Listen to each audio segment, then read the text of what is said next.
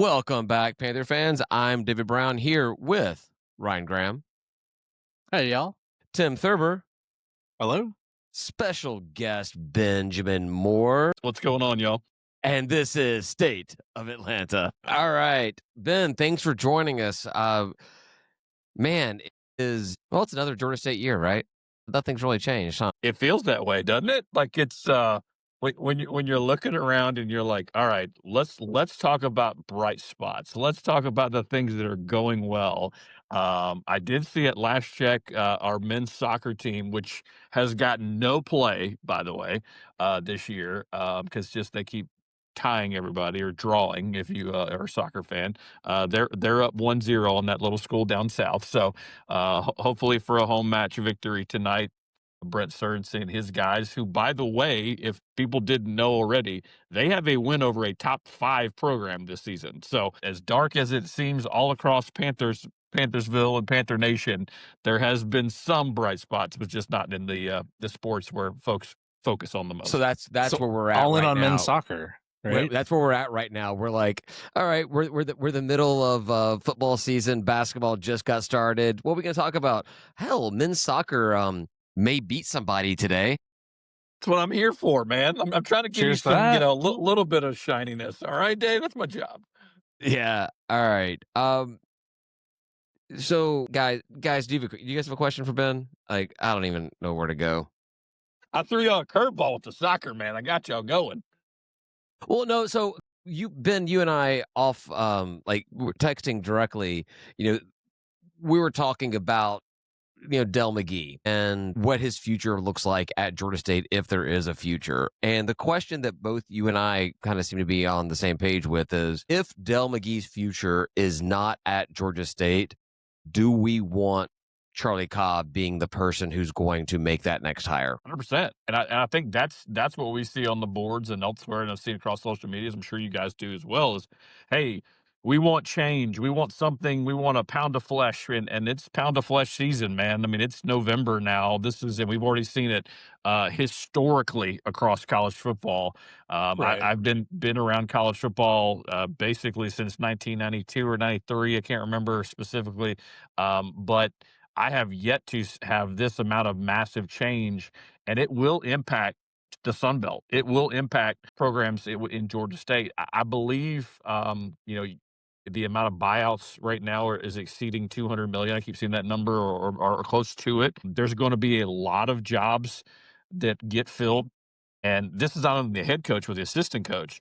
And I think this is something to factor as well. I mean, I spoke to someone that I trust pretty explicitly about a week and a half ago, and I said, what are the chances, or do you believe that Del McGee is back in 2026? And they said basically that it was growing more unlikely that he would not be here, but he wouldn't bet money that he wouldn't because of the amount of the buyout, number one, because of the amount of money left on the contract, which is the length is 3 years. So this isn't a Jonas Hayes situation where, hey, he's entering fourth year of his fifth year deal.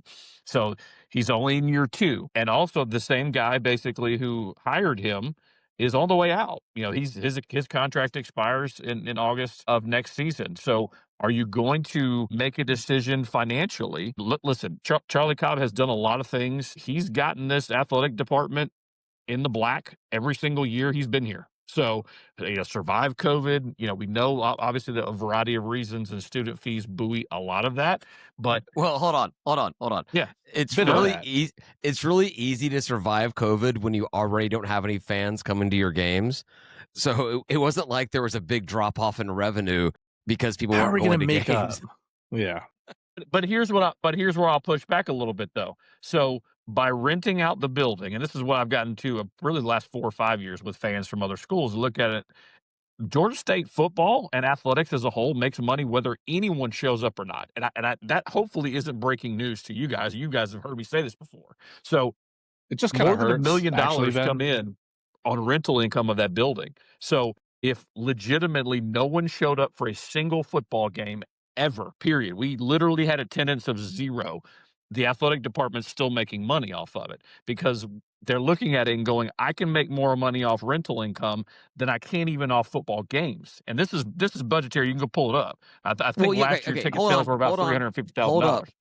Hold up. All right. Yeah, That's great and all, but we're not yeah. putting any money back into the stadium either. That the stadium is degrading year by What are we doing year. with the money? Yeah. So It's yeah, listen. we I may would be love able an to keep auditor. the Yeah, we can maybe keep the football program afloat by using rental income on the stadium, but we have this, grade A first class stadium that we're letting to deteriorate, and erode. Yep. at some point the cost to actually get it up to speed is going to surpass the cost of demolishing the whole damn thing. So It's already there, we're Dave. giving I mean, this like, I'll be gift and we're honest. Like pissing the, it the away. maintenance requests. Look, talking to former staffers, former employees, the amount of maintenance that's done on that building just basically so the roof doesn't cave in.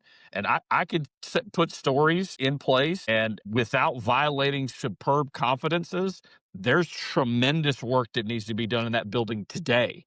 Yeah, Today.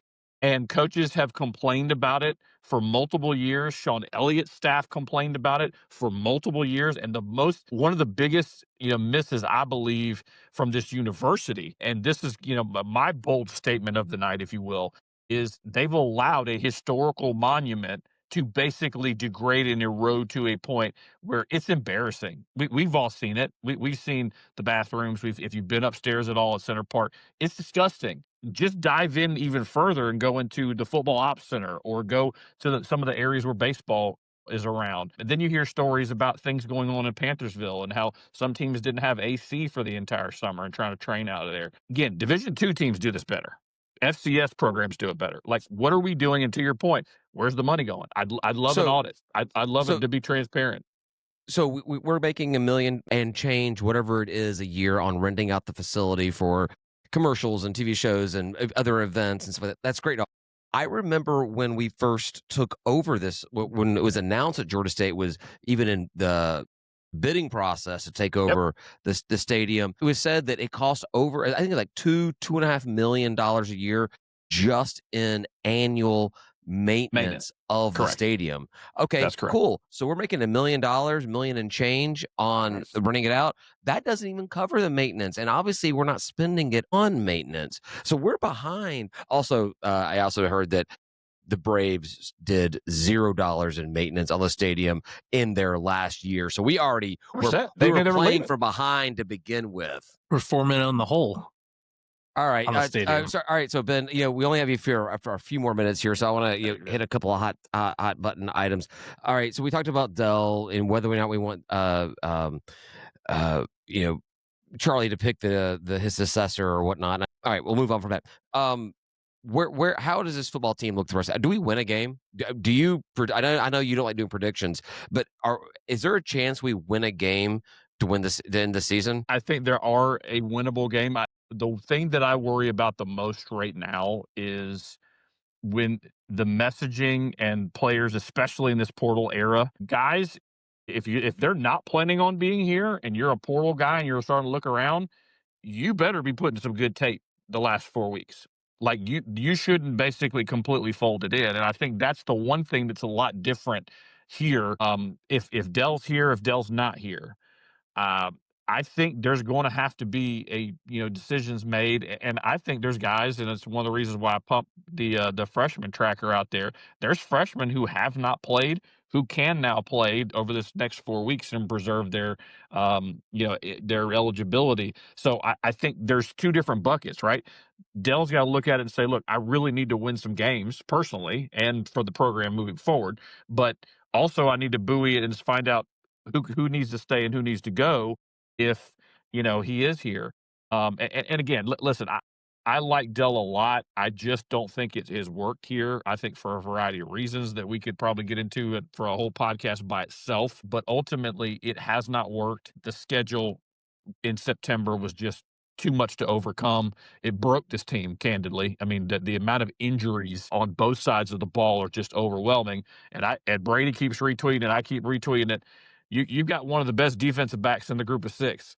Just can't stay healthy. Bernard Causey. You had a defensive lineman, basically starter or backup, go out for the season pretty much 5 of the last 6 weeks.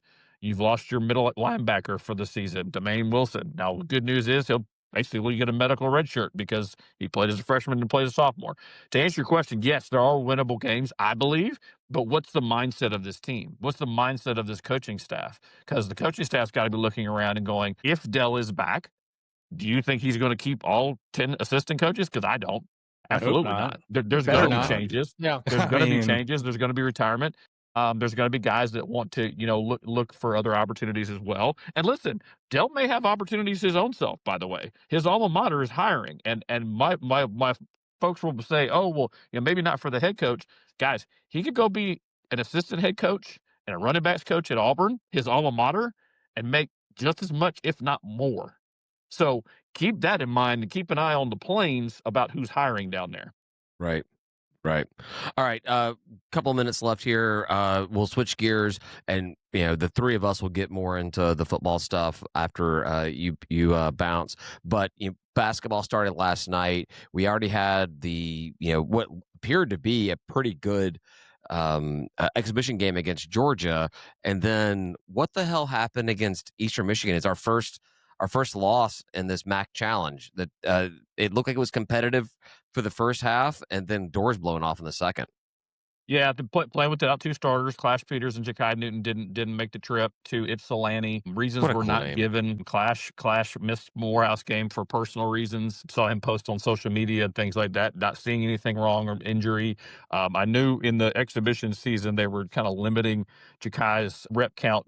He had suffered some pretty nasty injuries, especially a knee injury at Indiana, which kind of limited him a lot. But him not making the trip was curious. Clash as well. So whatever he's got going on there, but things don't get any easier. I mean, you look at the you got Cincinnati coming. Presbyterian is the home opener. You got road trip to Arizona State, quick, fast, in a hurry. I mean, I was running the schedule down. Brady, Chris, and I were looking at the schedule, and it's not as easy. I counted. I'll just say it out loud. I counted Eastern Michigan as a winnable game, and the way they played last night, not being able to score, lacking effort defensively, lacking continuity, guys standing around on offense, it's symptoms that have played this program under Jonas Hayes. And it's really, really frustrating to watch. It's a very ugly style. Guys aren't hitting shots. Certainly, you could chalk it up to say, hey, if they'd have lost close last night, well, you were without two starters in Clash and Ja'Kai. So, okay, maybe you just got out there and competed. This team didn't compete the second half. The game wasn't close. And I don't begrudge anybody for turning the game off or just falling on their phone or whatever, because again, it's also not an exciting style of play either. It's not like they're getting up and down the floor and making shots and things like that. And there's just the biggest problem that I see right now is just the lack of ability to shot create. You have guys that have specific roles. You don't have shot creators. And you also need your point guard to play better. Malachi Brown played very, very poorly last night. 1 for 10. He had more turnovers than points. That cannot happen. They had an alumni event for former basketball players, and I got a chance to talk to him after the open practice. And I told him, I said, listen, every single great or even good Georgia State basketball team has had a bus driver, and he holds the keys now. He is the reason why he came back, why he was given NIL money to come back. He's got to drive the bus. And honestly, you need Jelani Hamilton to be the guy as well. He's got to be an all Sun Belt guy. And if he's not, this team is really going to struggle to score. I think you saw a big glimpse of that last night. Yep. All right, man. Well, thanks for joining us. We'll get you on another time. We can talk a little bit longer about stuff, but it was good to get your insights on everything. And now the three of us can go just make up stuff for the next 30, 45 minutes. Sounds good, boys. Y'all have a good night. We'll talk to you. Appreciate you, man. Appreciate the time. Take care. All right. So, look at that. It changed the layout. So Ben did a lot of talking, and I did some talking. I didn't let you guys say much of anything. No, I appreciate it. I wasn't ready, and you hit the high points. I feel like you were more concise, and we had 20 minutes, and I was like, thank God, David's just going to take it. We're not going to meander. We're going to do the 3 or 4 big points that we actually need to hear from him about. So, thank you. Yeah. Well, I didn't know that Ben was only going to have him for 10, 15 minutes. So I really didn't prepare much of anything. So that was a quick, fast punch there. All right. So for us, let's talk about this. All right. Bye week. I'm assuming none of us feel any better than we did before the bye week, right? No, but you know what? You were asking, is there a winnable game on the schedule? And They're all I think winnable. this one though, this one specifically is like the next game, right? I mean, this is one that we all had as a win. We've never lost up in South Carolina, so there's no reason to think that we. I mean, well, there's lots of reasons to think that we won't do it this time, but it's sort of the inverse of the App State situation for me. I'm just like, man, until they can prove they can beat us there, then we win. Period. I mean, at the end of the day, it's still a Sun Belt, right? Like, we won games in previous years we had no business winning, vice versa. So it's the Sun Belt. Anything can happen. It will happen. So could we beat Coastal? Yeah. Could we beat one of the final teams? Could we beat Old Dominion? Sure. I mean, it's the Sun Belt. Well, Anything goes. This You is the know- easy half of our schedule too. So it is easier. It was the easier half when the season started. When we like looked at it. the schedule, Yeah. so Coastal, they got off to a lousy start, and I guess you could say they had kind of a difficult schedule to begin with, similar, not nowhere near as bad as we did, but not easy. They're on a 3-game win streak. They've scored 40 plus points in their last 2 wins. They beat App State, who absolutely manhandled us at App. They beat App State at App State 45-37. They did. Marshall's not doing well this year, and they beat them 44-27, pretty much doubled up their points. They played on Thursday, so it's coming off a bye week for us, but they're coming off of a long week for them. I want to believe that this whole streak continues with the home team losing, because I really want that streak to end with us winning at home. I want, but I don't know. I mean, if the spread is 7.5 Coastal, I would bet the house on that. look, the thing is Sunbelt teams, no matter what we have to say about our own team, we're just one of them. They're all really bad. So, like the thing is we're playing a bunch of bad teams. Yeah, we're a bad team, but bad teams can beat bad teams. And it just takes having like a, one good game and pulling it out. And over 12 games, you're bound to have a good one. So why not this one? That's sort of where I'm at. And I know that kind of sucks. It's kind of like a shitty way to look at it, but I don't know. I just feel like we can win it. And I don't think Coach McGee's going anywhere this year. I don't think he's going anywhere next year either. I think he's safe through next year. And unless he chooses to go. The seat's hot. Ben said if he ends up taking another coaching position, like at Auburn or something like that, that on his terms. That would be an admission to me that he doesn't believe he can even turn it around. Well, obviously that's what Sean Elliott was admitting as well. But Ryan, I want to get back to this. I do agree. If we find a way to win in Conway on Saturday, we host Marshall for the chili cook-off. We can win that game. That's a winnable game as well. We could turn the season around a little bit. Troy at Old Dominion. What did we get up to? 5 of all that? We're at 1 Yeah. win? I don't know. 5 wins. 5 and 7. Hey, hell, 5 wins is 2 more wins than McGee had last year.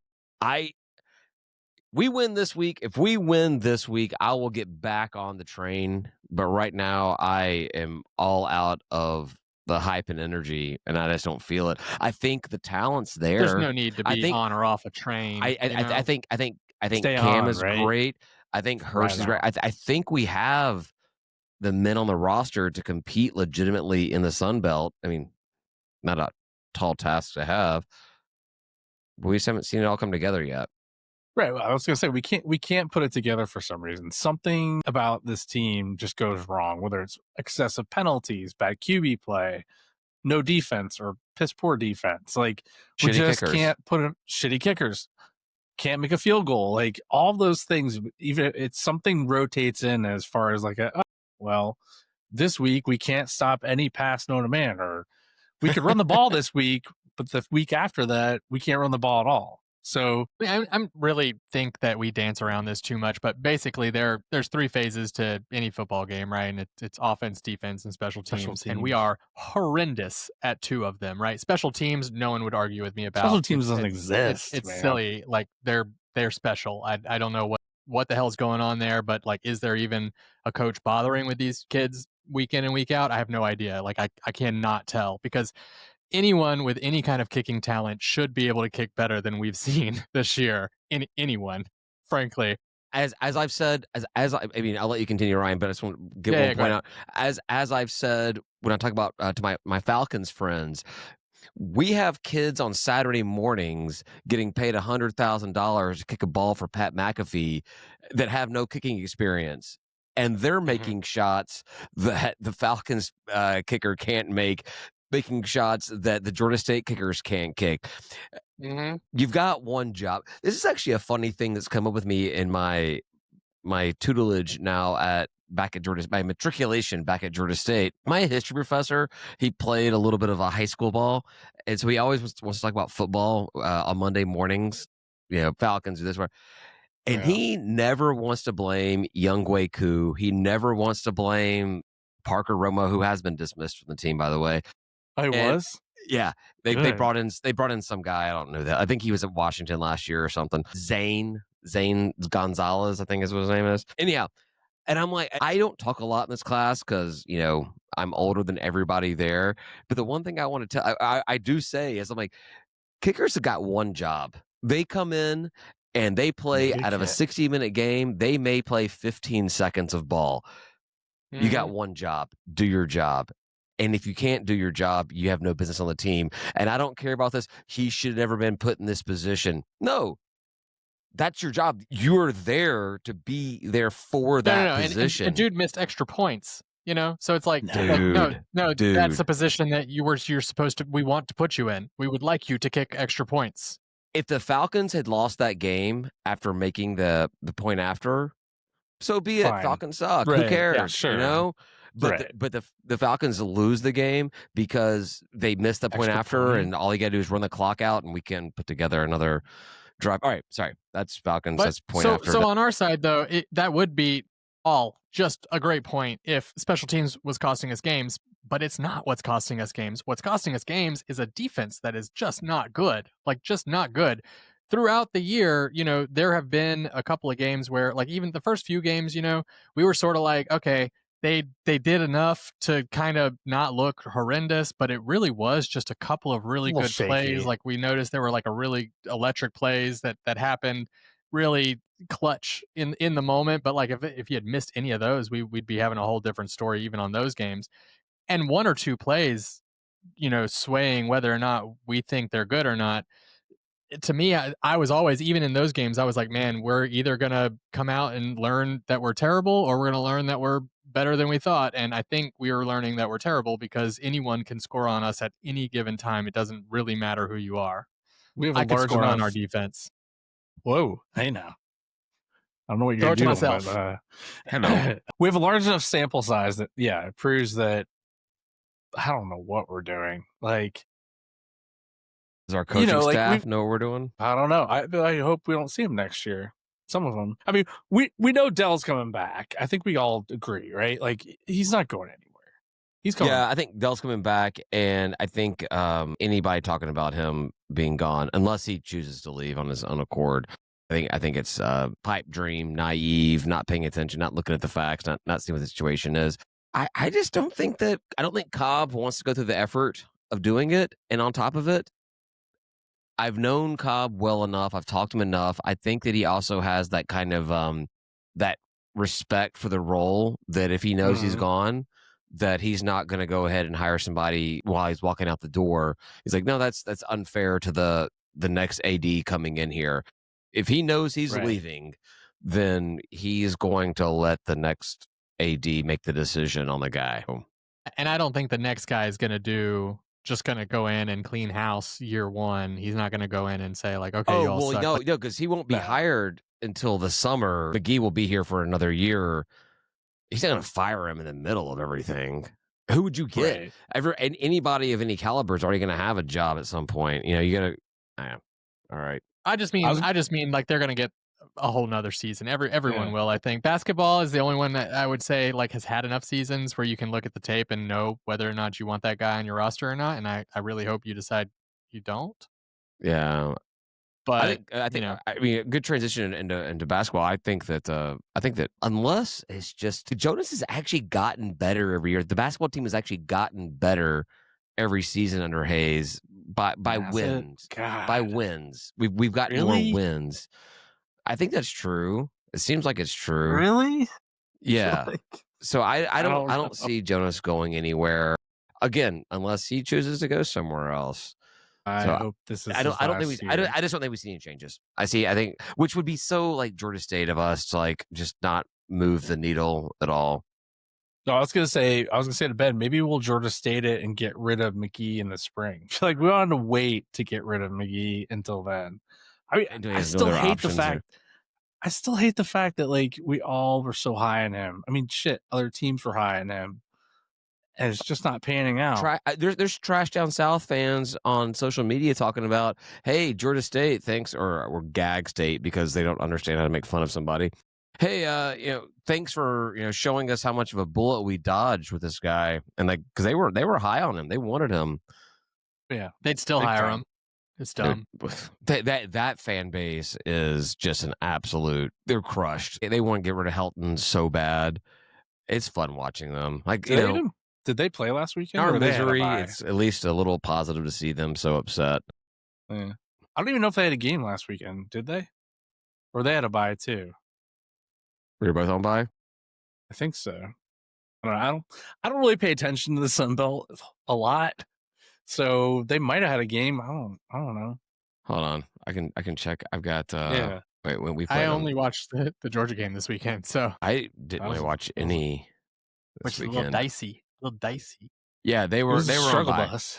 They were on bye. So like their fans are complaining after the bye week. Yeah, they're on bye. I feel like they should just move back to FCS. Honestly, and there's a contention of their fan base that triple thinks option that. FCS. Like just do it. Just go back to FCS, run the triple option, win Six Flags again, and just stay there. Do you think that Trash Down South back in FCS could compete with North Dakota and South Dakota State right now? Those two teams. It'd be good games. Like right now, those teams might beat half the Sun Belt. But yeah, those two teams they'd probably win. Yeah, they've won like what 6 of the last 7 FCS championships. Something ridiculous like Southern that. will need a little bit of time to move back to the triple option, which I'm sure they would. That's how you recruit a running back or a wide receiver athlete at quarterback, and you get a kid that really wants to be a quarterback, but no one will take him as that. And so, we'll take you as that, but you're going to run the ball quite a bit. Yeah. I think I saw a thread where they wanted Jeff Munkin back from Army. I'm like, you think he's gonna leave? Why? No, he's not leaving Army. No, but like, that is their fired. Most successful FBS coach, I think. I mean, probably right. FBS. What was he? Was Munkin there when they were FBS? Yeah. No, was he transitioned him. I thought. I thought it was Willie Fritz. Fritz. Well, I don't think they had Munkin. Yeah. He was before, but they were all about that. Like Fritz was pretty successful too, actually. Fritz was really good because he went to Tulane, right? Yeah. He's over there with Hunter and everything now. No, but if you've ever been to West Point, there's no way you're moving back to Statesboro. Like West Point's gorgeous. It's beautiful. It's really pretty right there in there. the hills and all the everything, the trees, and all the colors, all the water right there. And also the coastal estuary. That and a student base that are the most respectful and pleasant and nice student base out there. Like, man, when I was up there for that game, like they were just so nice. Everyone was just they so do have nice. a beating into them though. To be fair, oh yeah, I'm sure they were like they were given a lot. It's like the social media thing about the Chick-fil-A people who don't say my pleasure, and you see like the catering truck pull up and the cow pulls them into the. No, you didn't say my pleasure. Shadow. Same thing with Army, but yeah, that's what military service is supposed to be: beat you into submission, so you can, I don't know, beat the rest of the world or something. Yeah, they teach you how to follow orders. Yeah, so it's just a tough year. It's a tough year. I don't know, like, I don't know if either of you watched the basketball game, but it was as bad as Ben described it. Like, I was not watching it. I was following it on my phone. And like I said, we were keeping it close. We were ahead early in the first Sure. half, and then the wheels we just stopped scoring. 49 points. 49 points we scored in an entire men's college basketball game. We turned into a very one-dimensional offensive team, and every dimension that was the one couldn't score. So it didn't matter who had the ball. There just wasn't much of any kind of cohesive offensive strategy that I could see. It just seemed like, oh, pass this guy in the corner. He can't do anything. Pass the other guy. Like, there's no play being run. There's no pick and roll. There's no inside out play. There was nothing. It was just every person that got the ball trying to do something. Is Clash supposed to be like that difference maker on this team? Is he the one that's supposed to really? I think so. He pumps the team up. So I think the band needs to learn songs from the Clash to play whenever he like. I want to hear the band play "London Calling" whenever he like. Even if we didn't have a guy named Clash, the answer to that is yes. They could do that anyway. They could do it anyway. I love the Clash. It's so good. I forget the band. I was going to see a band. It was some kind of cover band at shoot, what's the one called that's over there at off the Piedmont Park? Shoot, what's that? Piedmont It's Park. a good venue. Good venue over there by Burkhart's and all that stuff. I have no idea. It was Burkhart's. Whatever. Anyway, went and saw some cover band there, and the opener was a Clash cover band, and it was great. It was their Talking name? Heads is what it was, which I love Talking Heads better than I love the Clash, but man, the Clash cover band was like just way better of a live show. What was the cover band's name? I have no idea. I love it when cover bands have like clever names. I saw a social media post where a guy, he said he's been in several cover bands, and they would always pick their cover band name based off of what covers the band name that they were covering. So like if they were doing a Corn cover band, they'd put like their name would be like Butter, because Butter covers Corn or something like that, you know? Right. Yeah. Yeah. So they and I was like, that's also an incredibly clever way to do things. I think I've told you my cover band name that I want to see somewhere. The band Better Than Ezra, the 90s rock band, 90s alternative rock band, Better Than Ezra. If there's ever a Better Than Ezra cover band, I want that cover band to be called Ezra, because the original band is better than Ezra. Right. Yeah. And they're comparable because they're the same music.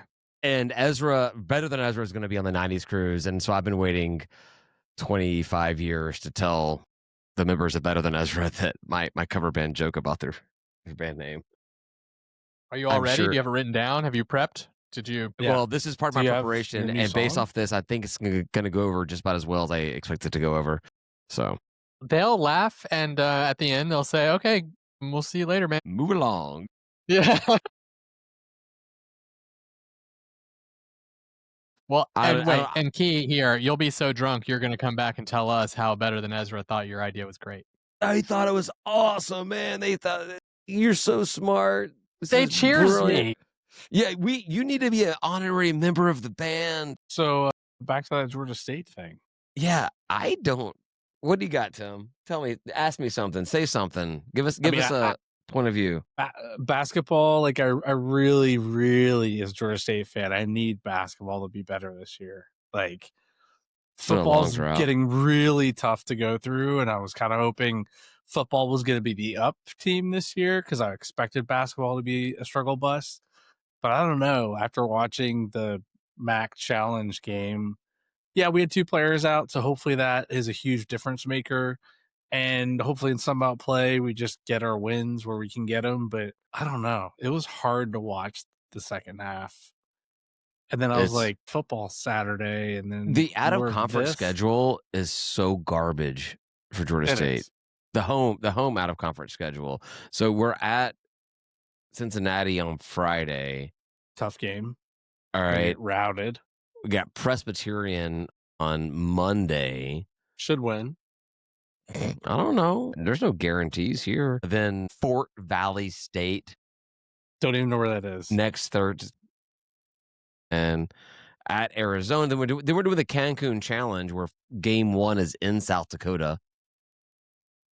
Like, how do you do these challenge tournaments? Like, yeah, you know what? All you guys play one game before you get here. We'll call it the Cancun Challenge. Yeah. So so we have so since we host Presbyterian, we host Fort Valley, and then we're not home until December 13th.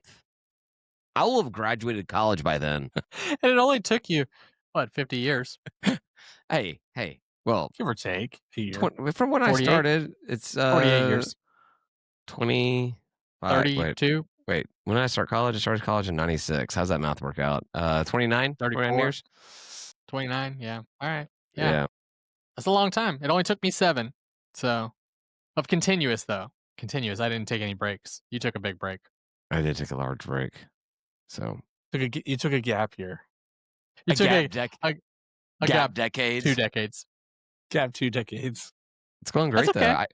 I found out with based off my current scores in my history class, I think that on my history, the final exam, and my project, my essay, my research paper I have to turn in, I can get as low as a 50 on both of those and still graduate. So I mean, it sounds like you're good to go. You're set. yeah, we'll give you the piece of paper now. Yeah, we'll pin that, and we'll see how I actually do on these 2 things. You get a 49 on both of them. I got nothing else, Cool. guys. I got nothing else. Unless you guys want to talk about something else, I got nothing else. I was really counting on Ben to talk for 3.5 hours. No, I mean all my stuff was football. It's actually like with basketball, I just haven't even like gotten into it yet. If that's something I like when you guys start talking about it in the group chat, I was like, there's a game. I didn't even know. I'm not entirely sure. I guess I do know I have tickets. I guess I do know I have tickets, but I've not been. I don't know if I've been told anywhere other than my email, which I don't check anymore because emails are pretty useless at this point. My phone's useless. Yeah, I don't know. I don't know how they're supposed to tell me anymore, but they're not. They're not telling me. I'm gonna go to the Fort Valley State game. Okay. I think I'm gonna bring my father-in-law. He's gonna be in town. I'll take him to that game, so we can do some pre-gaming. I'll be up for some tailgating, even if we just like hit up Halfway Crooks or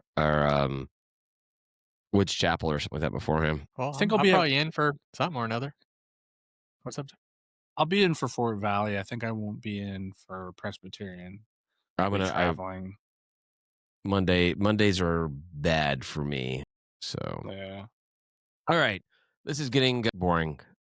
Well, there's one other thing I would say, and to our listeners who know us, I'm doing a watch party in my house. I'm not going to give you my address on here, but if you know me or know how to get that address through either Tim or David, go ahead and hit us up. And I'll put it on social media links. I'll put Ryan's address out there for everybody. Don't do that. Don't do that. Don't do that. Ryan lives in the Atlanta area. And be happy welcome for all of our patrons and people I know. I got married and I got a bunch of booze left. The food will be rotten by then, so unfortunately you don't get any of that, but we are still eating it. I will do my best to drink the rest of your wedding alcohol. Don't do that. I do not need a hospital visit in my future. There's so much. Too much. Even David couldn't do it.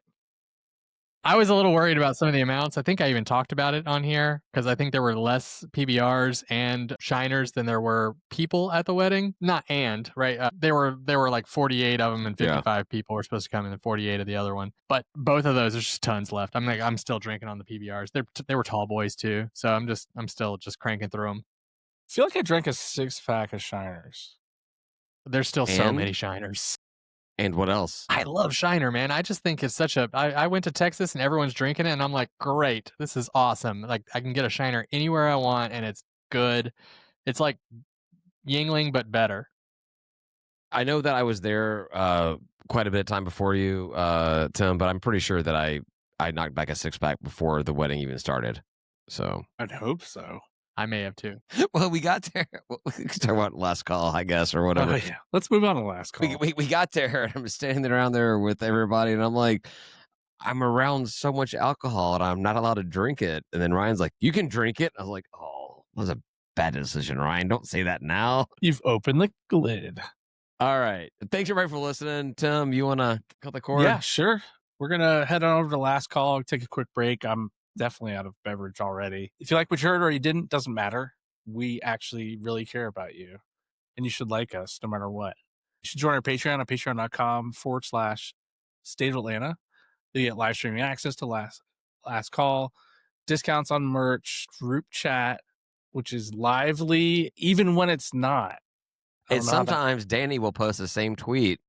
Sometimes you'll get duplicate tweets from the same person less than 12 hours apart. Also, you'll get adult bevs at our tailgates and more. We will have some select basketball tailgates. I know football season's about to come to an end, at least in my head. Become a fan of the show. It's just $5 a month. We would love to have you aboard. Say goodbye, guys. Nope. And I think Ryan froze. So I will say goodbye, guys, Goodbye, guys. for Ryan. And I'll say peace for myself. Goodbye, guys. Goodbye, guys.